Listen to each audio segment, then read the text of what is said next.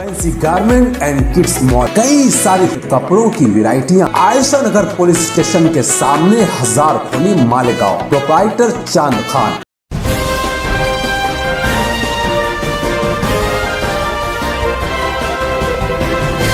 मानव समाचार, मानवता के हक में प्रोग्राम मुजाहरे किरतनाक के उन्वान से हुआ मदरसा बैतुलूम के कंपाउंड में। वजह इसकी ये रही कि असलन कुरान करीम से जो ताल्लुक़ और लगाव जिस अंदाज का होना चाहिए, उस अंदाज से जो है देखने में ये बात नहीं आ रही है कि लोग अपने तौर से कुरान करीम से ताल्लुक़ और लगाव का मुजाहरा करें। बसा औक़ात ये बात जो है देखने में आती है कि कुरान करीम पढ़ा जाता है, लोग गुफ्तगू कर रहे होते हैं, कुरान करीम के आदाब की रियायत नहीं करते। तो इसी मुनासिबत से कि कुरान करीम की अज़मत लोगों के दिलों के अंदर पैदा हो। दूसरी बात यह है, ये शहर मालेगांव में ये मदरसा बैतुलूम एक ऐसा मदरसा है इसकी बुनियाद उस वक्त पड़ी जब यहाँ कोई मदरसा नहीं था, बल्कि कहने वाले ये कहते हैं कि उस वक्त असली तालीम गाहें भी नहीं थी। यही वो मदरसा है जिससे बहुत सारे उलूम व फ़नून मालेगांव की सरजमीन क्या पूरे महाराष्ट्र के अंदर जिंदा हुए। उन्हीं में से एक फ़न क़िरात भी है। जब मदरसा बैतुलूम से 11 जो है फुज़ला की फरागत हुई, तो उस वक्त मदरसा बैतुलूम के ज़िम्मेदारों ने कारी हुसैन अहमद साहब को, कारी हुसैन अहमद अशरफी साहब को अपने खर्चे से पढ़ने के लिए इलाहाबाद भेजा और वो फ़न में महारत हासिल करने के बाद मालेगांव तशरीफ़ ले आए और उन्होंने जो है शरीफ के फ़न को ज़िंदा किया और बहुत सारे लोगों ने बराह रास्त उनसे जो इस फ़न को पढ़ा और हासिल किया। इस तरीके से अगर ये देखा जाए तो बैतुलूम भी एक ऐसा मदरसा है जिससे जो फ़न क़िरात मालेगांव के अंदर जो जिंदा हुआ और लोगों ने जो इस फ़न को हासिल किया। और शेर शायरी का जो फ़न है, इसके ताल्लुक़ से ये बात बयान की जाती है, लिखने वालों ने लिखा भी है। इसी मदरसा से ताल्लुक़ रखने वाले मौलाना यूसुफ अजीज़ रहमतुल्लाह अलैह एक ऐसी शख्सियत उनकी थी कि जो शेर व शायरी के अंदर बहुत ही मलका रखते थे, बड़ी महारत रखते थे। और अगर गौर किया जाए, देखा जाए, इस बारे में भी लिखने वालों ने लिखा है और बताने वालों ने बताया। मालेगांव में आज जो शोरा की बहुत बड़ी तादाद है वो बिलवास्ता या बिला वास्ता कहिए मौलाना यूसुफ अजीज़ रहमतुल्लाह अलैह के शागिर्द हैं। तो मौलाना का ताल्लुक़ इसी इदारे से था। और आजकल के दौर में मदारिस से ताल्लुक़ रखने वाले बहुत सारे बच्चे ऐसे हैं जो शेर व शायरी से शगफ नहीं रखते हैं, तो उनके अंदर भी इस अंदाज का ज़ौक़ जो है पैदा हो। इसलिए कुछ नमूने के शुअरा को मजबूर किया गया था कि वो अपने फ़न का मुज़ाहरा करेंगे और मदरसा बैतुलूम में पढ़ने वाले तलबा उससे इस फ़न को सीखेंगे।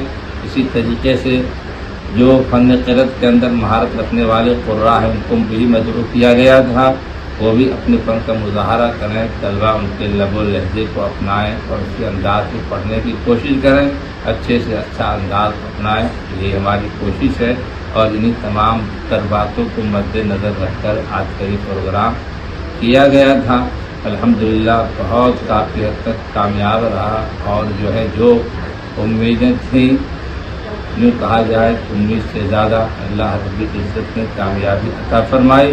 दिल से दुआ यही है कि जिन तमाम हज़रात ने आज की इस प्रोग्राम में शिरकत फरमाई, अल्लाह रब्बुल इज़्ज़त उनकी हाज़िरी को कबूलियत अता फरमाए। जब अल्लाह के नज़दीक पसंदीदा चीज़ दीन है, रसूलुल्लाह सल्लल्लाहु अलैहि वसल्लम के नज़दीक पसंदीदा चीज़ दीन है, तो हमारे और आपके नज़दीक भी सबसे ज़्यादा पसंदीदा चीज़ अल्लाह का दीन होना चाहिए। जो बंदा दीनदारी की ज़िंदगी गुजारता है, दीन और शरीयत की पासदारी के साथ ज़िंदगी गुजारता है, अल्लाह तबारक व तआला उसको चंद नक़द इनामात दुनिया ही में अता फरमाते हैं। पहला इनाम अल्लाह ताला ये अता फरमाते हैं कि उसको लोगों का महबूब बना देते हैं। जो देखता है मोहब्बत से देखता है, जो मिलता है मोहब्बत से मिलता है। दूसरा इनाम अल्लाह ताला ये अता फरमाते हैं कि उसकी जान, माल, उम्र, रिज़्क़ में बरकत अता फरमा देते हैं। और तीसरा इनाम अल्लाह तबारक व तआला ये अता फरमाते हैं कि उसको सुकून और आफियत की ज़िंदगी अता फरमा देते हैं। زندگی کے اندر کوئی ٹینشن، کوئی الجھن، کوئی پریشانی نہیں ہوتی۔ دینداری کی زندگی گزارنے پر چوتھا انعام اللہ تبارک و تعالیٰ یہ عطا فرماتے ہیں کہ کوئی بھی مسئلہ پیدا ہو، دعا کے ذریعے سے اللہ تعالیٰ اس مسئلے کو حل کر دیتے ہیں۔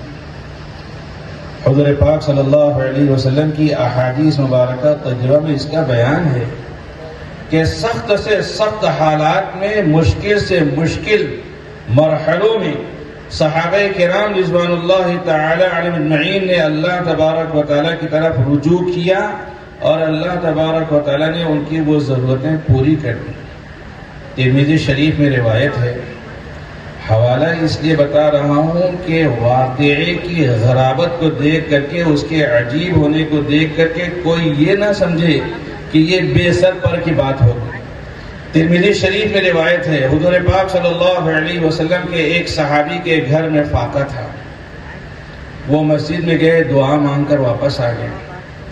گھر میں آ کر پوچھا کہ کہیں سے کچھ کھانے کے لیے آیا؟ گھر والوں نے کہا کہ کچھ نہیں آیا۔